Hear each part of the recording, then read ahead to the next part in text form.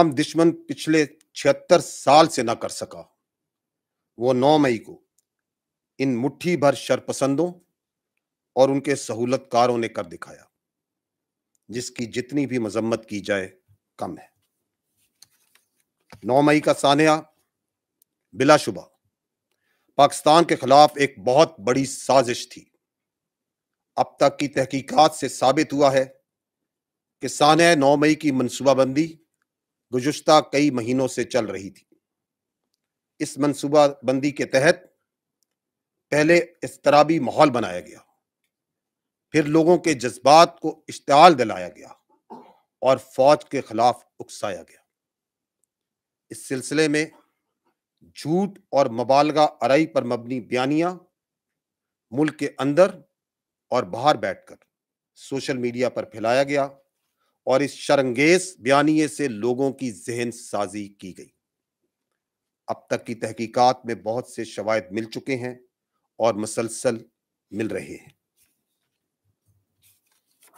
افواج پاکستان شوہر افسوسناک سانحے پر سخت غم و غصہ پایا جاتا ہے۔ خواتین و حضرات، افواج پاکستان آئے روز اپنے عظیم شہداء کے جنازوں کو کندھا دے رہی ہیں۔ آپ کو علم ہے کہ دہشت گردی کے خلاف آپریشنز پوری یکسوئی اور قوت کے ساتھ جاری ہیں اور روزانہ کی بنیاد پر دہشت گردوں کی سرکوبی کی جا رہی ہے۔ لیکن جہاں ایک طرف پاک فوج یہ قربانیاں دے رہی ہے، تو دوسری طرف بدقسمتی سے اپنے مذموم سیاسی مقاصد کے لیے ایک جھوٹے بیانیے پر افواج پاکستان کے خلاف گھنونا پروپیگنڈا کیا گیا، یہاں تک کہ شہدائے پاکستان کے خاندانوں کی دل آزاری کی گئی۔ شہداء کے یہ خاندان آج پوری قوم اور ہم سب سے کڑے سوال کر رہے ہیں، اور وہ یہ ہیں کہ کیا ان کے پیاروں نے اس قوم کے لیے جانیں اس لیے دی تھیں کہ ان کی نشانیوں کو اس طرح بے حرمت کیا جائے؟ کیا اپنے مذموم سیاسی مقاصد کے لیے حاصل کرنے کے لیے کچھ شرپسند عناصر شہداء اور غازیوں کی قربانیوں کو سیاسی ایجنڈے کی بھینٹ چڑھا دیں گے؟ اور وہ لوگ جنہوں نے اس گھنونے عمل کی منصوبہ بندی کی، وہ لوگ قانون کے کٹہرے میں کب لائے جائیں گے؟ شہداء کے یہ ورثہ ہم سب سے اور بالخصوص آرمی چیف سے بار بار یہ سوال کر رہے ہیں کہ کیا وہ روزانہ شہید ہونے والے اپنے آفیسرز اور جوانوں کی حرمت کا ان شرپسندوں سے مستقبل میں تحفظ کر سکیں گے؟ شہداء کے ورثہ اور آرمی کے تمام رینکس ہم سب سے یہ سوال اٹھا رہے ہیں کہ اگر ہماری قربانیوں اور ہمارے شہداء کے تقدس کی اسی طرح بے حرمتی ہونی ہے، تو ہمیں اس ملک کی خاطر جان قربان کرنے کی کیا ضرورت؟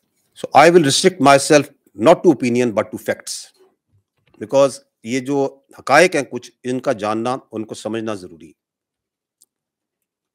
اس وقت ملک بھر میں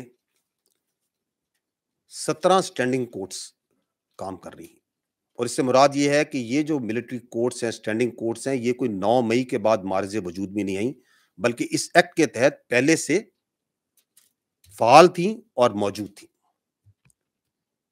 ان اسٹینڈنگ کورٹس میں جیسا میں نے آپ کو بتایا 102 شرپسندوں کے کیسز سول کورٹس نے ثبوت اور قانون کے مطابق، ثبوت دیکھنے کے بعد قانون کے مطابق سول کورٹس نے ان کیسز کو ملٹری کورٹس میں منتقل کیا ہے۔ ان تمام ملزمان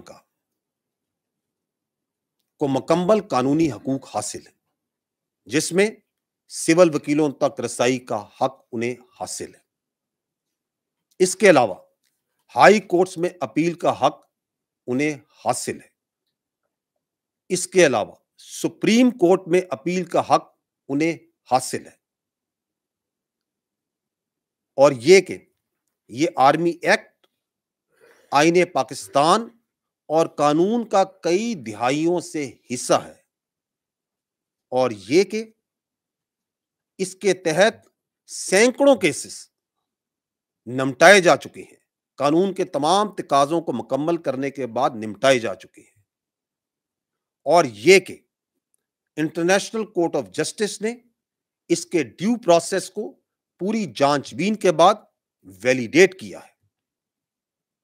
ان تمام حقائق کی موجودگی میں اگر کوئی بھی جھوٹا بیانیہ بنائے تو وہ بنا سکتا ہے، لیکن یہ حقائق کو وہ نہیں جھٹلا سکتا۔ جہاں تک آپ نے سزا کی بات کی ہے، آپ نے سزا کا پوچھے، I would like to say add on that، دیکھیں سزا اور جزا جو سی ہے نا، انسانی معاشرے، ہر انسانی معاشرے، مذہب اور ہمارے آئین پاکستان کا حصہ ہے، اور سزا جرم کے مطابق ہی ملتی ہے، اور ہم بار بار یہ فوج پاکستان اس بات کا اعادہ کر چکی ہیں کہ ہمارے لیے آئین پاکستان سب سے مقدم ہے اور عوام کی خواہشات کا مظہر ہے۔ Thank you.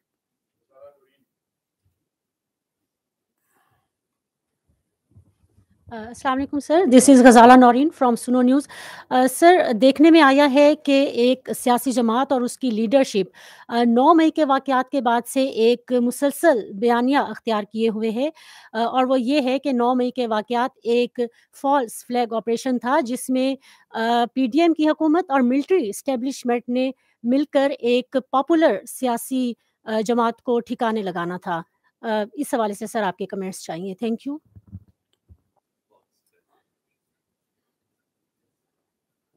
دیکھیں، یہ جو آپ نے بات کی ہے کہ 9 مئی کا سانحہ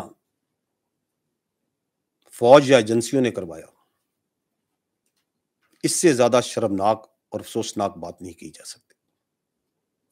یہ بات کہنے والوں کی زہریلی سوچ اور سازشی ذہن کی عکاسی کرتا ہے۔